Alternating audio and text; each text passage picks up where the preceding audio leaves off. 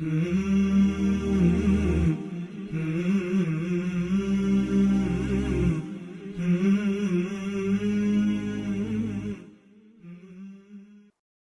علیکم ورحمۃ اللہ وبرکاتہ۔ معزز ناظرین، محترم سامعین، آج کی اس مجلس میں انشاءاللہ ہم آپ کے سامنے اس بات کا تذکرہ کریں گے کہ پیارے نبی صلی اللہ علیہ وسلم پر جو ایمان لانے والے صحابہ تھے، ان کو کس طریقے سے مکہ کے مشرکین نے، کافروں نے ستایا، ان پر کس طریقے سے ظلم و ستم کیا گیا۔ آپ دیکھیں، ایک ایک مثالیں ہیں، مثالیں سن کر کے اس دین کی خاطر صحابہ نے کیا قربانیاں دی، ان کا صرف آپ تصور کریں۔ حضرت عثمان رضی اللہ تعالیٰ عنہ جو مسلمانوں کے تیسرے خلیفہ ہیں، جب یہ مسلمان ہوئے تو ان کے چچا نے انہیں کھجور کی چٹائی میں لپیٹ کر یہ باہر سے دھواں دیا کرتے تھے۔ آپ تصور کریں کہ چٹائی میں ایک بندہ لپٹا ہوا ہو اور باہر سے دھواں دیا جا رہا ہو، دھوئیں میں ویسے ہی انسان سانس نہیں لے سکتا ہے، اور اوپر سے چٹائی میں لپٹا ہوا ہو تو کس طریقے سے وہ کس مشکل مرحلے سے گزرے گا، ہم صرف اندازہ کر سکتے ہیں۔ حضرت مصعب بن عمیر رضی اللہ تعالیٰ عنہ جو اسلام کے سب سے پہلے مبلغ ہیں، پیارے نبی صلی اللہ علیہ وسلم نے بعد میں انہیں مدینہ بھیجا تھا، جب یہ مسلمان ہوئے، ان کی ماں کو ان کے اسلام لانے کا علم ہوا تو ماں نے دانا، پانی، کھانا سب بند کر دیا اور گھر سے بھی نکال دیا۔ یہ بڑے ناز و نعمت میں پلے ہوئے تھے، عیش و عشرت کی زندگی گزاری تھی انہوں نے اسلام لانے سے پہلے زمانے جاہلیت میں۔ جب کھانا پانی بند ہو گیا اور گھر سے نکال دیے گئے تو حالت اتنی کمزور ہو گئی، اتنی کمزور ہو گئی کہ صرف ہڈیوں کا ڈھانچہ باقی رہ گئے، لیکن اللہ کے ساتھ شریک نہیں کیا، یہ دین جس کو قبول کر لیا تھا اس کو نہیں چھوڑا۔ حضرت بلال رضی اللہ تعالیٰ عنہ حبشہ کے رہنے والے تھے، امیہ بن خلف کے غلام تھے، امیہ بن خلف ان کا مالک تھا، بڑا ستایا امیہ بن خلف نے حضرت بلال رضی اللہ تعالیٰ عنہ کو، ان کے گلے میں رسی باندھ کر مکہ کے نوجوانوں کے حوالے کر دیا کرتا تھا، اور مکہ کے نوجوان رسی پکڑ کر بلال رضی اللہ تعالیٰ عنہ کو مکہ کی گلیوں میں گھسیٹا کرتے تھے، اتنی دیر تک گھسیٹا کرتے تھے کہ رسی کا نشان ان کے گلے میں پڑ جایا کرتا تھا۔ خود امیہ حضرت بلال رضی اللہ تعالیٰ عنہ کو مارتا تھا، کھانا پانی بند کر دیتا تھا،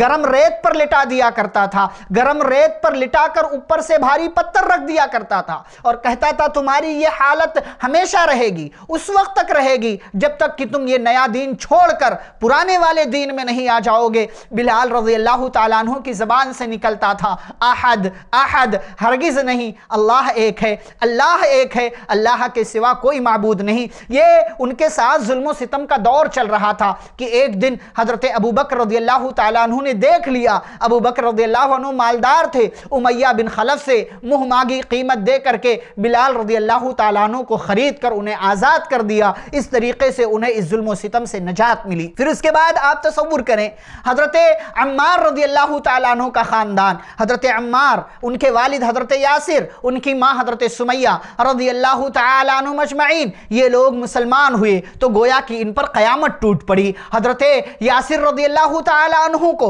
ظلم و ستم کا نشانہ بنایا گیا، بالآخر ظلم و ستم کو برداشت نہیں کر پائے، ان کا انتقال ہو گیا۔ حضرت سمیہ رضی اللہ تعالیٰ عنہ کو ابو جہل نے ان کی شرمگاہ پر نیزہ مارا اور وہ اس زخم کو برداشت نہیں کر پائیں، ان کا بھی انتقال ہو گیا، اسلام کی پہلی شہیدہ کہلائیں۔ حضرت عمار رضی اللہ تعالیٰ عنہ جو اپنی فیملی میں اکیلے باقی رہ گئے، پیارے نبی صلی اللہ علیہ وسلم نے ایک مرتبہ اس خاندان پر ظلم و ستم ہوتا ہوا دیکھا، آپ نے کہا صبرن یا آل یاسر ان موعدکم الجنہ، صبر کرو اے یاسر کے خاندان والو، تمہارا ٹھکانہ جنت ہے۔ باپ کا انتقال ہو گیا، ماں شہید ہو گئی، حضرت عمار رضی اللہ تعالیٰ عنہ بچ گئے۔ مشرکین انہیں ستاتے تھے، پریشان کرتے تھے، کبھی گرم ریت پر، کبھی ان کے اوپر لال پتھر رکھ دیا کرتے تھے، کبھی پانی میں ڈبایا جاتا تھا، کہا جاتا تھا جب تک کہ محمد کو گالی نہیں دو گے، جب تک کہ لات منات عزا کے بارے میں اچھے کلمات نہیں کہو گے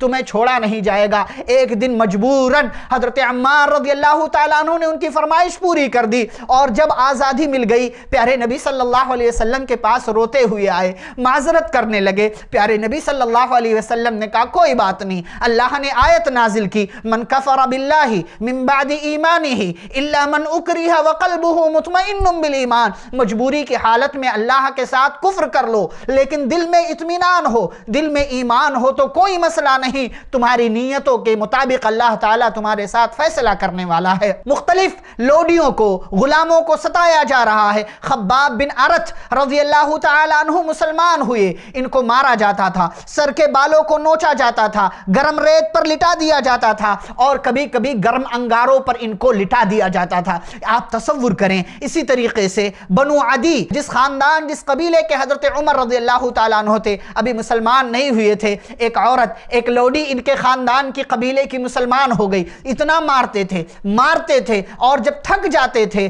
تو آرام کرنے کی خاطر بیٹھ جاتے تھے، چھوڑ دیتے تھے اور کہتے تھے یہ نہ سمجھنا کہ رحم کر کے چھوڑا ہے، بلکہ آرام کر رہا ہوں اور جب آرام کر لوں گا پھر سے ماروں گا۔ یہ حضرت عمر رضی اللہ تعالیٰ عنہ اس وقت ظلم و ستم کرتے تھے جس وقت آپ کفر کی حالت میں تھے۔ بعض صحابہ کو، بعض مسلمان کو مشرکین اس طریقے سے سزا دیتے تھے کہ انہیں گائے یا اونٹنی کی کھال میں لپیٹ کر انہیں گرم ریت پر ڈال دیا جاتا تھا، دھوپ میں ڈال دیا جاتا تھا، اور بعض کو لوہے کی زرہ پہنا کر جلتے ہوئے پتھر پر لٹا کر ان پر ظلم و ستم کے پہاڑ توڑے جاتے تھے۔ یہ سارا ظلم و ستم کا معاملہ، یہ تو نمونے ہیں، یہ تو مثالیں ہیں کہ کس طریقے سے صحابہ پر ظلم و ستم ہو رہا تھا، ورنہ جو بھی مسلمان ہوتا تھا اس کو مشرکین مکہ ستاتے تھے، مارتے تھے، پریشان کرتے تھے، اور کسی بھی قسم کا کوئی رحم نہیں کیا جاتا تھا۔ حالات جب ایسے ہوئے تو نبی پاک صلی اللہ علیہ وسلم نے کیا فیصلہ کیا، آگے آپ صلی اللہ علیہ وسلم نے ان کا مقابلہ کس طریقے سے کیا، یہ انشاءاللہ ہم اگلی ملاقاتوں میں جانیں گے۔ والسلام علیکم ورحمۃ اللہ وبرکاتہ۔